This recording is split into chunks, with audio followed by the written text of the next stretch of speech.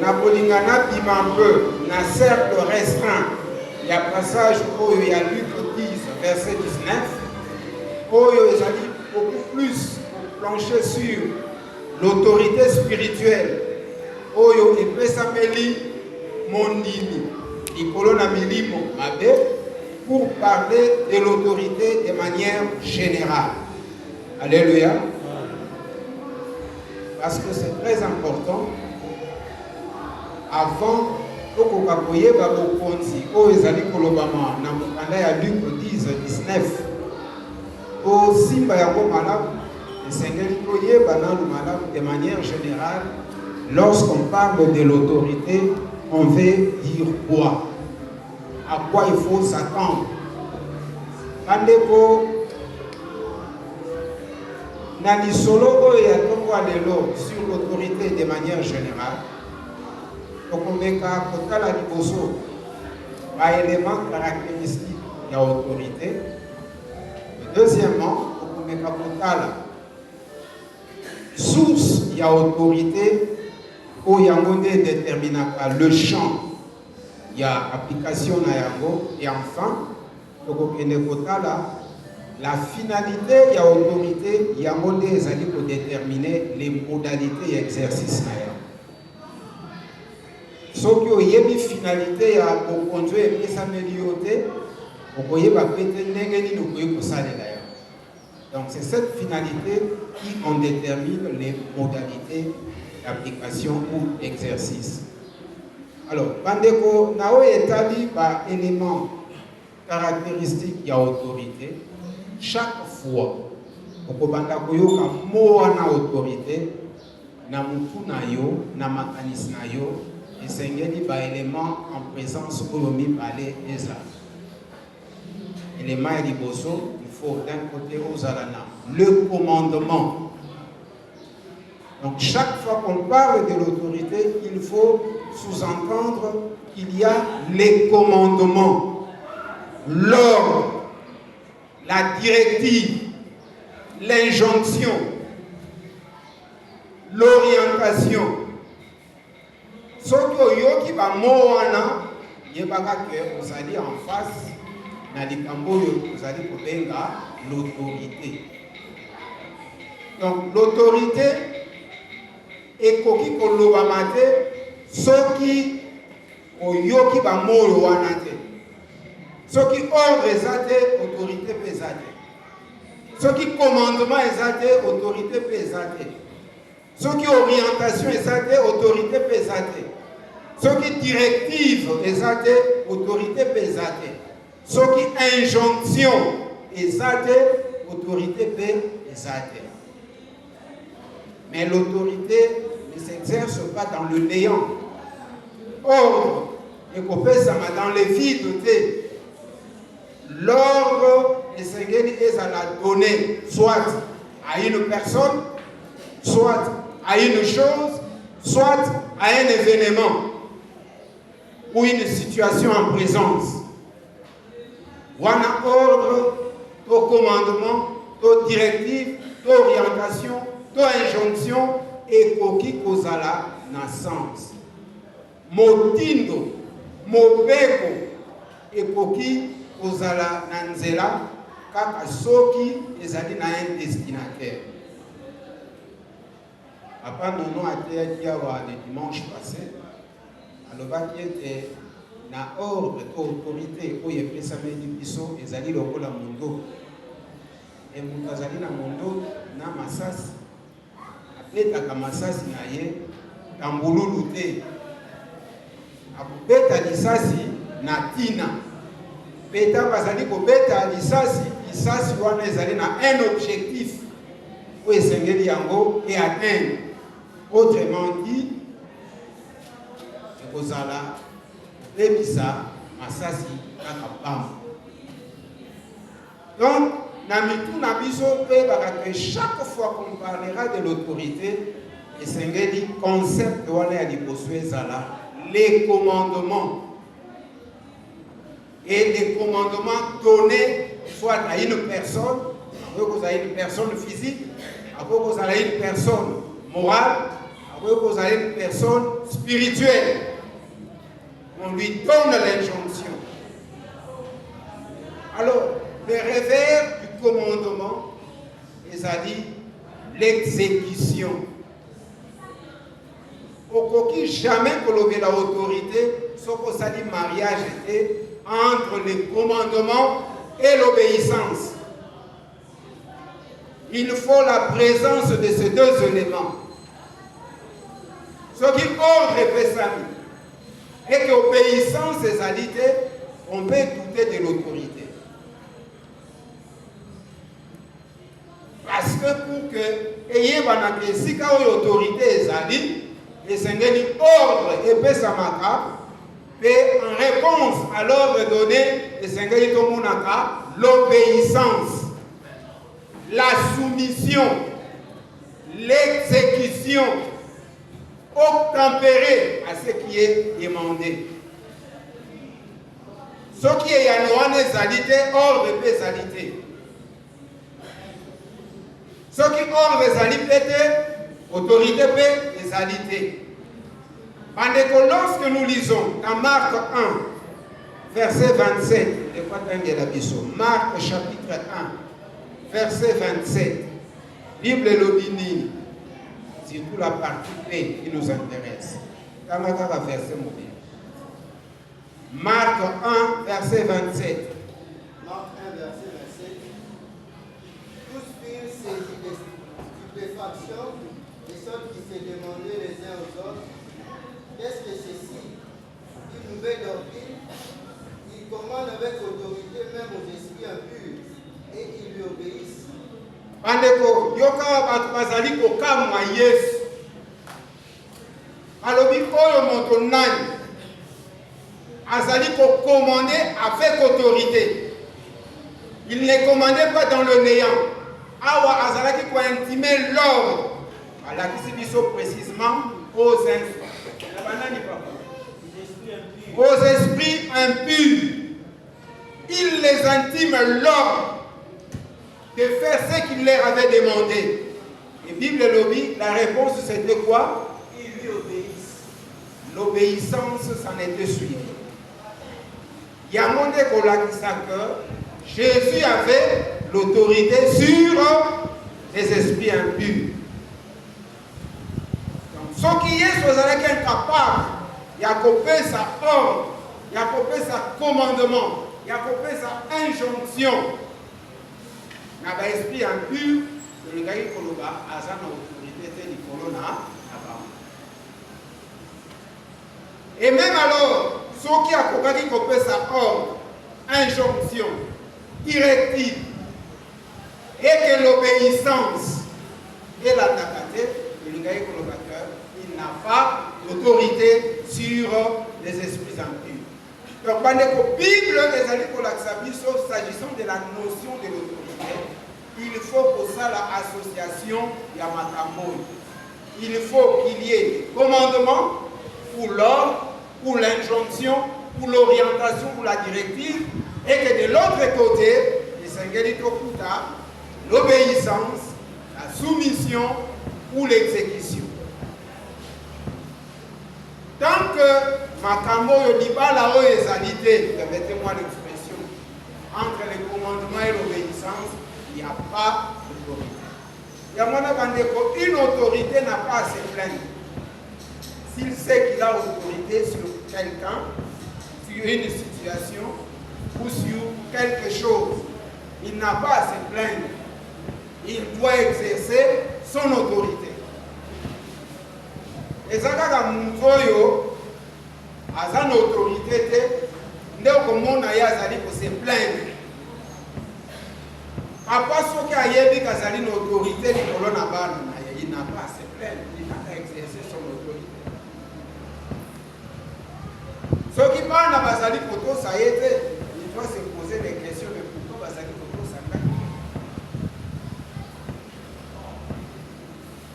Ce qui dit qu'il a une autorité sur les esprits malins. Nous n'avons pas à crier pour que battre sa vie. Très souvent, on entend la cabine sur ce qu'on a dit, si on a des photos, ça la prière d'autorité, on a des troyans.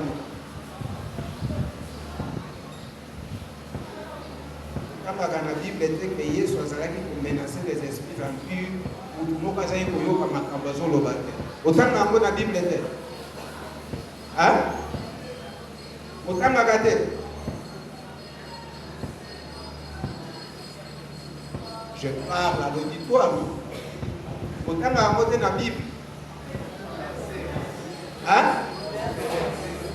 On appelle ça un verset. Lobby.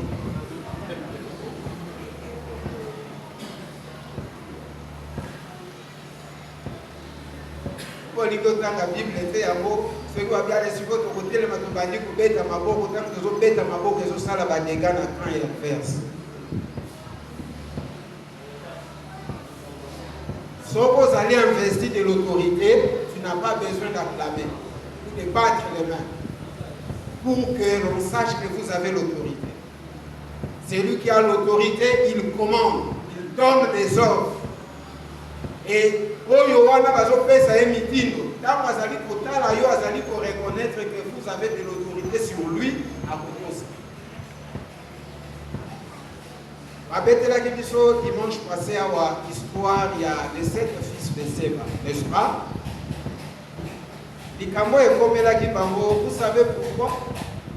eza te mpo bagangaki to mpo basalaki nini to mpo bazalaki na masumu to nini, non, là n'était pas de problème. Elle n'était pas investie de l'autorité sur les démons. Mais yoka bango batangi balobi, nous connaissons Paul. Bayebi Paul pour la nuit. Wazaki kochene du lundi au samedi, non. Bayebaki Paul parce que Paul avait l'autorité de Christ en lui.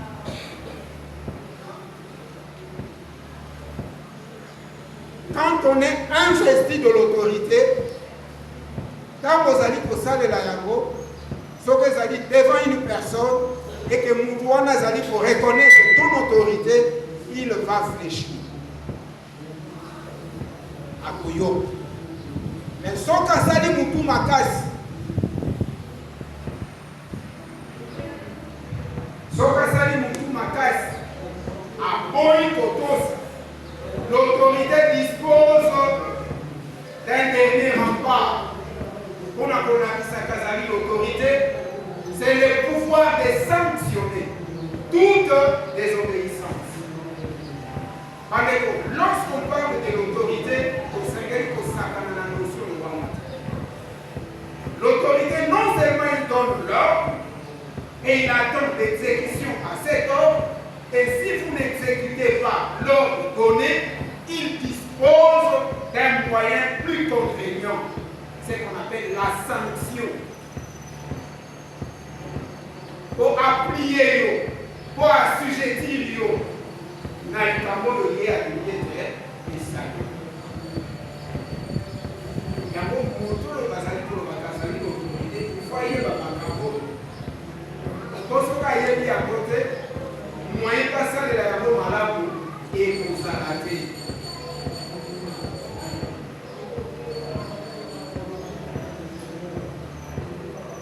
Comme il faut que les gens réunis à Robert d'abord, comme les Canadiens. Il y a un peu de souffrance, ça là, on va faire la délivrance, parce que l'homme a un petit. Comme il faut que les gens va délivrer, on va faire un film. Si on film, il faut que soit démon, que les gens soient mauvais. Voilà, on ne comprend pas. Vous avez l'autorité libre. Et comment tu peux sanctionner ceux qui ordonnent aux alliés pour faire ça, à alliés pour tout ça à côté.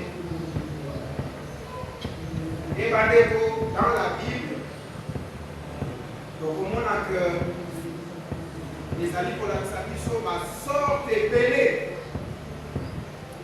dans l'autorité. Ce qu'on traîne dans le Canada à Romain. Chapitre 13. Verset 1 à verset 2. Bible Zali, on a dit ça, a été, nous allons appeler à se soumettre à l'autorité établie. Et passage voilà, vous allez vous permettre de puisser à que dans la diversité de l'autorité, nous avons l'autorité politique, nous avons la nous avons l'autorité administrative, nous avons la chef de quartier, bourgmestre, nous avons la chef de Moussala, nous avons l'autorité, nous avons l'autorité ecclésiastique, par contre, dans la carte de l'Époque, nous avons les pasteurs, nous avons l'ancien, nous avons les responsables, il y a ma maman, il y a ma papa, nous avons les connus. Kati na Ligomba, bakonzi, to bokonzi zali pe ndenge na ndenge. Tozali na autorité familiale na kati na Ligomba. Papa et maman, yaya, banoko, ma tante. Basabe autorité na kati na Ligomba. Et on peut allonger la liste. Il y a autorité na mais ce qui est important, nous avons souligné à ce niveau, les alliés à ceux qui nous ont convaincus, et à la niveau politique, et à la niveau administratif, et à la niveau que vous avez une parcelle d'autorité, il n'y a pas pour ça, il n'y a pas pour continuer en larmes. Vous allez appeler à se plaindre, vous allez appeler à pour faire les constater, mais vous allez donner les ordres. Et au Seigneur, nous veillez que ma pauvre, vous allez faire ça, pas ça personne qui va saler ma ordre, dès que vous faites ça, il faut recourir à la sanction. Pour que vous continuiez, et vous allez respecter et ça la pas de complaisance. Une autorité ne peut pas être complaisante. Il ne peut pas être alarmiste. Il ne peut pas recourir à tout moment à des jérémiades. Une autorité, c'est celui qui donne l'impulsion. Et il demande aux autres de suivre. Vous allez au Tarangal religieusement. Mais sachez que quand vous allez combattre l'autorité, ceux qui n'ont pas qu'à la vision, je peux prendre cet exemple. La notion de l'autorité, et ça là qui comprise.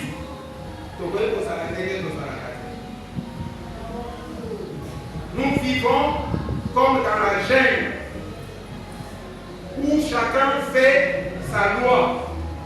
Dès Mini Balobaka, Congo Kae, ce n'est pas que nous sommes bien, nous sommes en bien, et des Namoko, nous sommes en désordre organisé. Olympique côté à la balaba, la terre à l'occupé.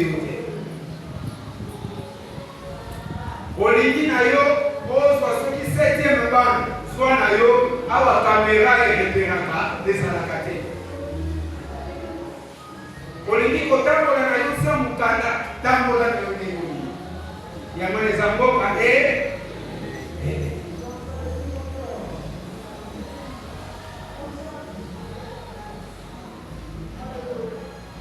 ma chef du quartier, chef du quartier, pour le reste, ils s'en foutent.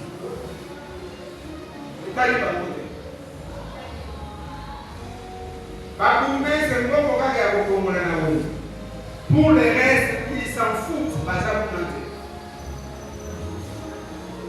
Comme on a la chef de vie.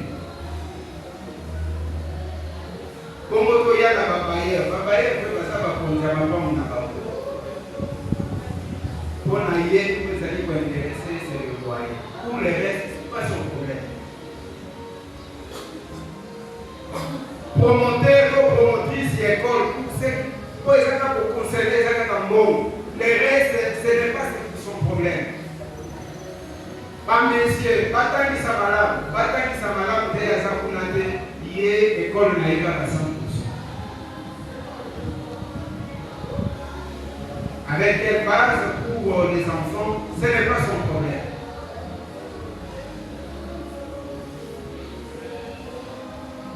Donc à l'intégrer, il y a des gens que vous allez pour bafouer l'autorité.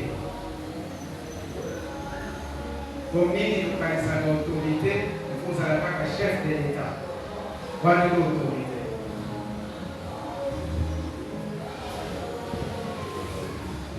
À des degrés divers, chacun de nous est investi de l'autorité. Et quand vous allez à l'économie, et vous allez à moins bon. Quand vous avez sur la modération, tu es investi de l'autorité. Dans le moment où on est pour la modération, parce que tout le monde va pour c'est lui qui est investi de l'autorité. Les problèmes, ce n'est pas son âge. Les problèmes, ce n'est pas son background. Les problèmes, c'est que c'est celui qui est investi de l'autorité.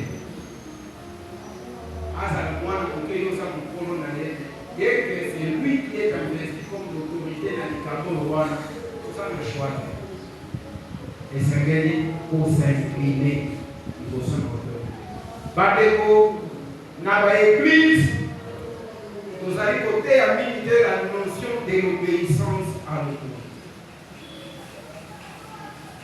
Il y a d'autres allez comprendre à Mangala Mabe, Biyano Mabe, Moana, Mouké, Azali Koloba Mukolo. Au lieu à Mouto Azali Koloba, il regarde ailleurs et il s'adresse à quelqu'un qui est plus âgé que lui.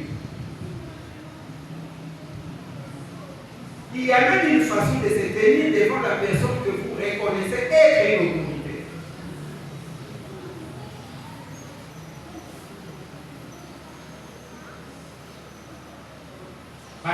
Si nous voulons aller loin, ce qui dit l'autorité,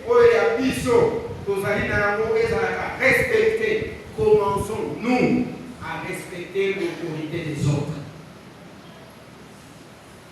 Est-ce que Nana Kosa? Est-ce que Yo Kosa? Est-ce que Biso Kosa? Ce qui n'a pas mandat, n'a pas d'autorité, est-ce que Nakosa? Na Moussala, est-ce que Nakosa? Na Église, est-ce que Nakosa? Nekoyo Azali na protocole, il est investi de l'autorité, il y a pour faire du sacrifice dans la bisika. Je ne pas le dire, bon, yo, pour faire un école.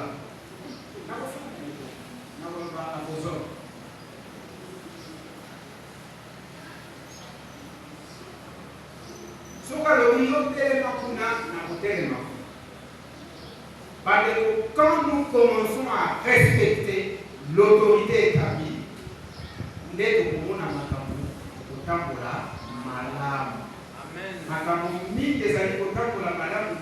c'est parce que nous allons dans Boka et Lingomba et na verset biblique ensuite parce que je parle là, parce que je prêche, parce que je dirige une commission donnée dans mon cœur, na commis l'école à ange.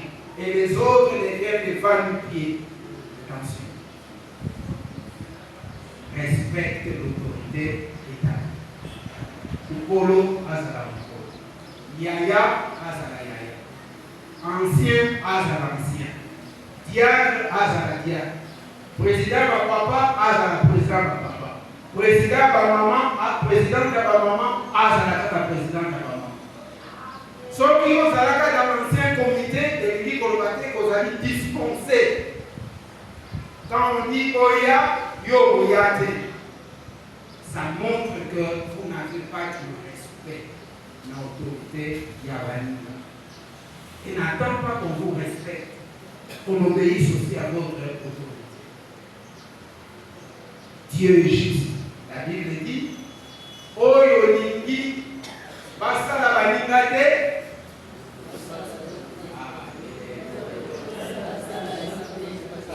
Oyo Ningi Basta la Yo. ça la peine à la terre.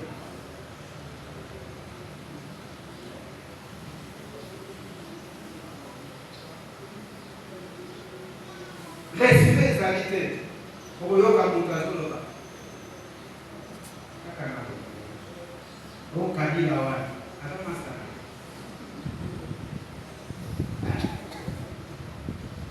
Alors Masta.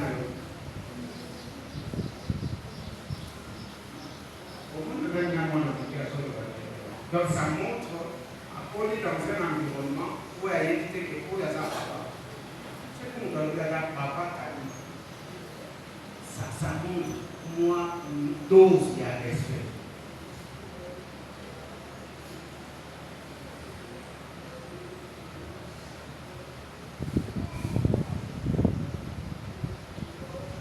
Là, en ce qui me concerne, le roi n'a eu pour dire que je suis dans un pouvoir de commander personne qui n'a pas exécution ça n'a pas sanctionné. Ce que ça n'a pas sanctionné. Tu as gagné? Pas de gagner. On a un pouvoir sur l'unité. Mais notons que tout ça est dans les tambours malades. Et ça dit à la base, il y a construction, il y a la vie personnelle dans la société et la physique nous se ce qui la notion d'autorité, ça dit Makamotota pour la paix, aliment. Il y a une église, tous les pays d'Abino ce qui est un conducteur, ce qui va chauffer, nous sommes à finir avec la finir.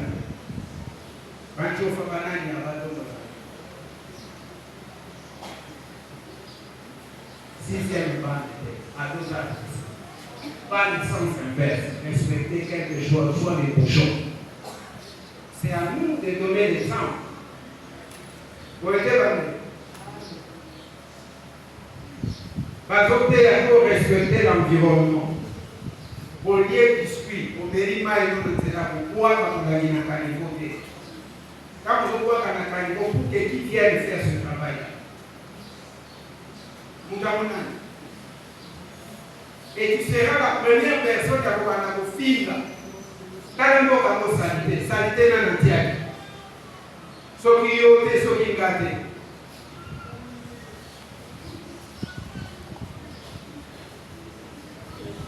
Le mot de la vie pour n'a pas de la terre qui soit pour respecter. Ah oui, ça va fort.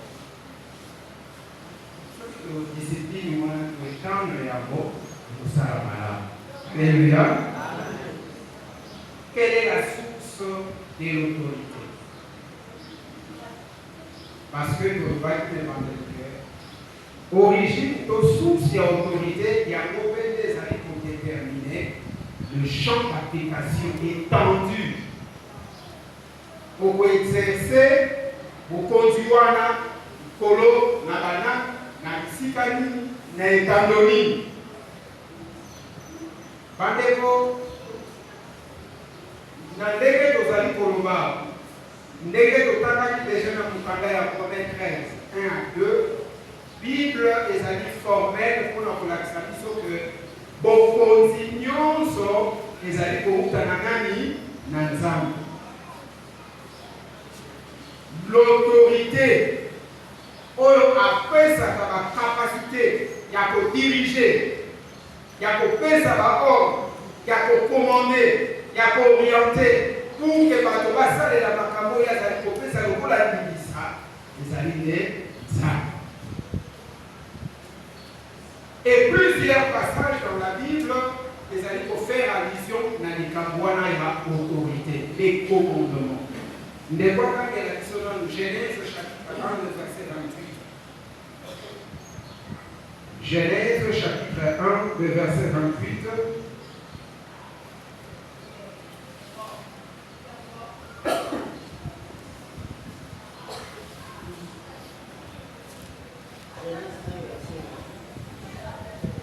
Dieu les bénit et Dieu leur dit, soyez féconds, multipliez, remplissez la terre et la substituez, et dominer sur les poissons de la mer, sur les oiseaux du ciel et sur tout animal qui se met sur la terre. Bandeko, nakangi na version oyo ya 10 secondes de bataille, deux mots pour nous sur la notion de l'autorité. Nayoki kuna les mots assujettis, nayoki kuna les mots dominer. Donc, ils allaient pour renvoyer dans ma campagne pour ne pas les demander. Donc, awa dans mon palais de Genèse, de par la création, Dieu a investi l'homme de l'autorité. Et l'autorité sur quoi? La Bible est précise en disant l'homme a l'autorité sur la terre, l'homme a l'autorité sur les animaux, l'homme a l'autorité sur les oiseaux, l'homme a l'autorité sur tout ce qui se meurt dans l'eau. Bref, Zambé a fait na moto bokonzi ya kokomande na kati na mokili oyo. C'est ce jour-là, parce que nous qui va se plaindre parce que ayebi makambo soki toyebaka makambo tokoki kozala baplaintif te.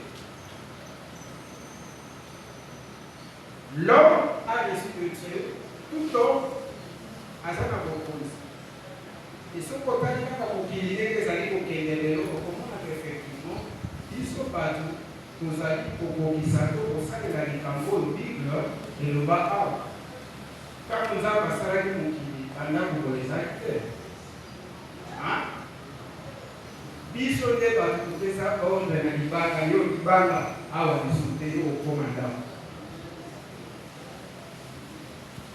eza biso yo nzete okopesa malili kuna na safari yaka wa charpente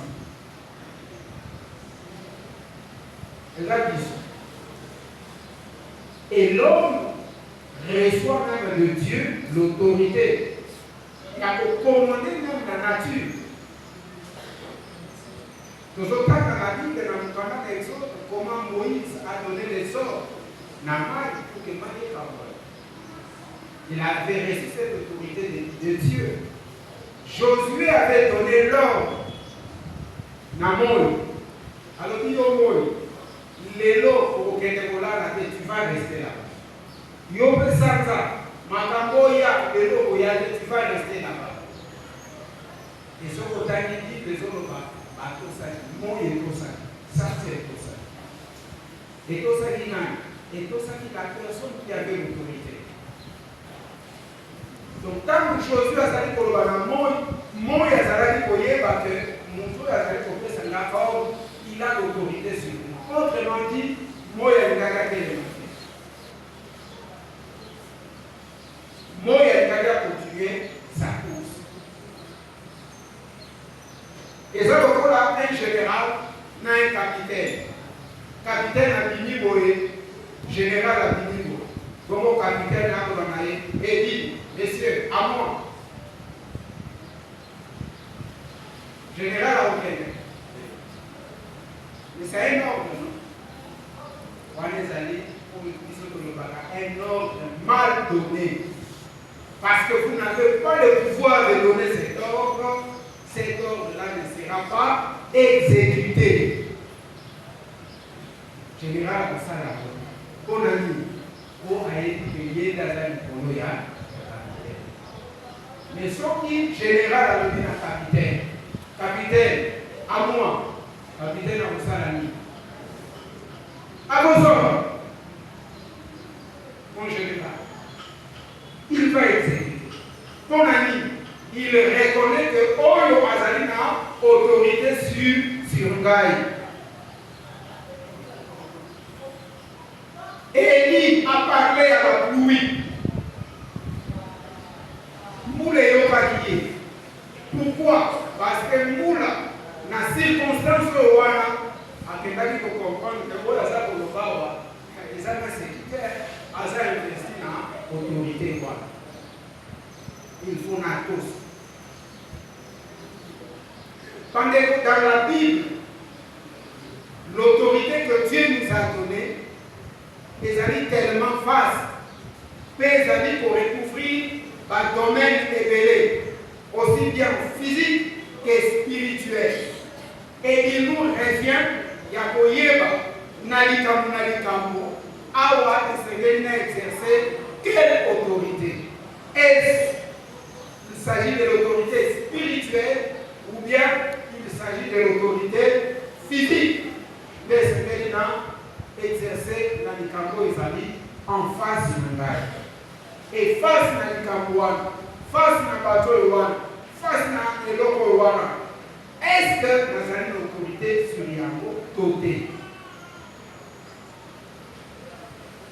Ce qui nous a une autorité, je dois l'exercer. Ce qui nous a une autorité, je dois me référer à celui ou à celle qui a l'autorité, Nalikambo, Tona et Loko.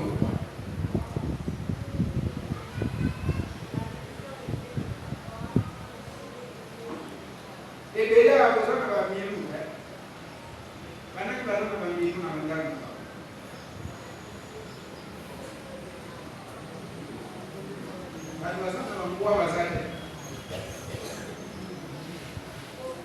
Maman boit le communina. Hein? Rose. Maman ouais rose qui a bien pour voir. Nana bien pour voir. Yo hein? Soko bengi ya buya. Ayaka. Soko bengi ya usai. Alongwaka. Bela kama Mungu kaniko kutamlea oya yuka yuka.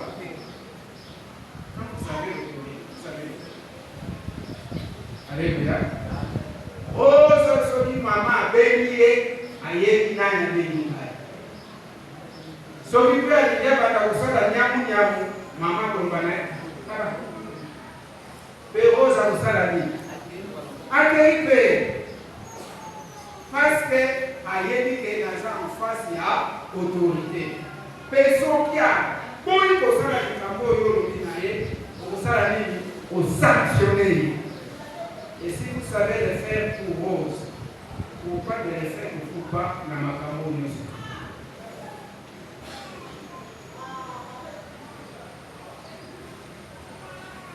Pourquoi? Adeko, pour ne pas se prendre, soyez que vous allez dans vos causes. Dès que Yesu allait pour Matthieu 38, le verset 8, tout pouvoir m'a été donné au ciel et sur la terre. Nous qui sommes en Jésus-Christ, il fait des délégations de pouvoir pour que le colaïe il soit fait pour les choses invisibles pour que nous allons les amis visibles. Et la finalité, il y a autorité des amis libres. Bandeko, ce qui dans le contexte, il y a Luc chapitre 10, verset 19. Pour comprendre que les contextes de ça, il y a mission. Yesu atikaki bayeko bakei bakei samomala basali ikamu babengani milili parce que ce qu'on remontait dans Matthieu 10 c'est là que leur avait donné le pouvoir babengani milili. Donc on a vu que quand ils reviennent pour faire le rapport il y a ici au bakengani na bokonzo ya pesa qui parle. Donc, l'autorité ne se donne que dans le cadre d'une mission. On va conférer. Pour qu'on des années, pour que ça m'a pour aux alaka comme autorité. Parce que ça qui m'oppose, pouvoir, la capacité à se diriger pour la mission donnée. Ce qui est mission et sanité, il y a pour ça là, qui n'a pas continué et ça a été. Apparemment, parce qu'il y a une autorité pour pour la prise sur les enfants parce qu'ils ont la mission d'éduquer pour que l'homme la commande. C'est alors que, parce que ça va beaucoup du coronavirus.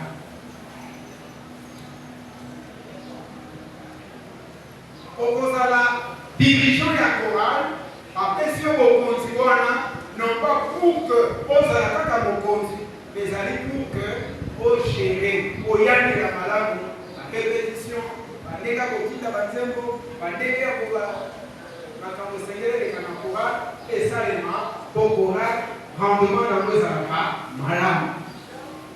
Il y a après si il y a autorité. Donc, ce qui est mission des alités, qui n'a pas le pouvoir des alités.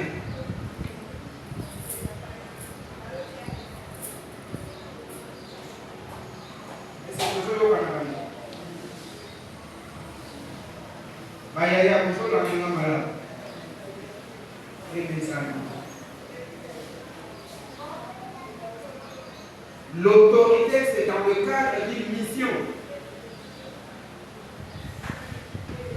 Bato basala bayebi mona bamipanda pour ordre de mission. Pe oyoka kuna balobi bato oyo kombo ezali na kati ya mokanda oyo bazwi ndingisa ya koleka na mapapu ya koleka na bisika sokolo bakala mpona kosala boye kosala boye pe soki bakutani na kokoso na likambo etali kosala na bango bazali na makoki ya kosenga na polisi ya kosenga na arme batia bango maboko mpona kotelemela moto ya bebisa kosala na bango. Et c'est ça le sens. Il y a Luc 10, 19.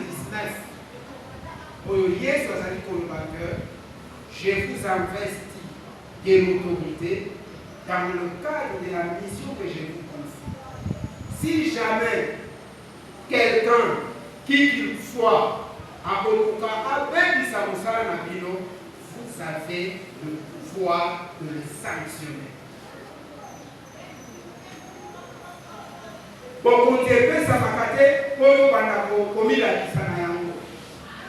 n'est pas pour du spectacle. Pour des années, comme un star, et là, nous allons dans vos comptes. Vous allez dans ma photo. Vous êtes sur Facebook, sur TikTok, sur les millions de soutiens. Regardez vos comptes. Et, on va nous confondre. Voilà qui est né, tout comme un caméra qui est né, et nous allons en caméra. Il y a la star. Bokonzi et Pesama non pas pour aller primer. Nous allons dans ce qu'on appelle l'abus d'autorité.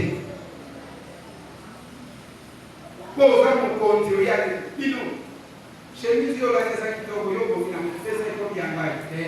c'est l'abus d'autorité. Pesaka Bokonzi pour qu'on accomplisse mission pour la paix. Sauf par le dit, chef cuisinier, donc mission dans les années qui a ouvert pour la cuisine.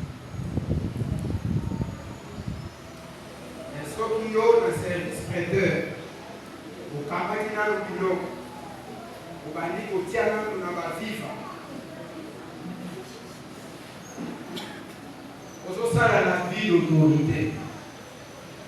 C'est pour ça c'est la vie d'autorité. Oyone mukozi soba ki olamba ki pe yone mtokoka. Soko leki ko pesa ngalo pele takani. Soko ko pesa ngalo kaka likosi ya Thomson takani.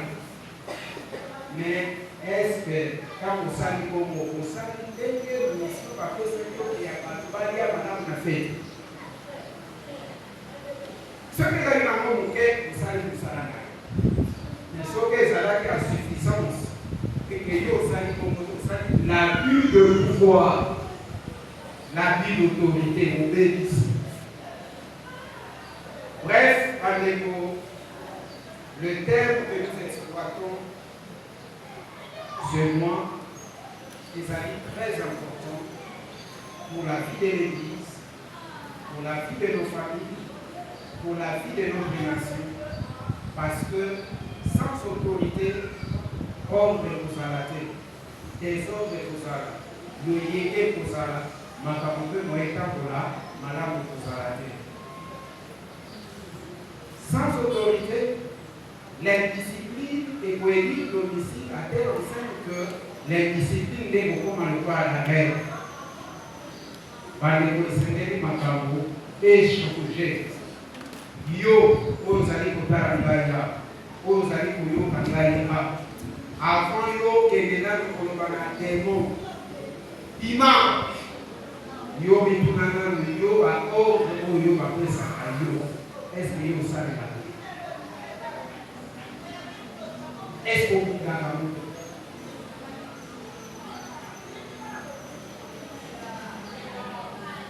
Je pourrais prendre un exemple simple.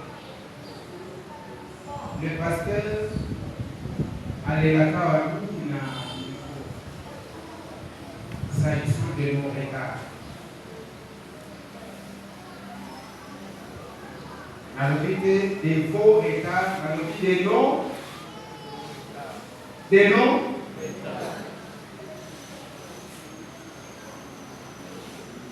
si on reconnaît en lui une certaine autorité pour l'organisation, il y a la culte. Pourquoi vous ne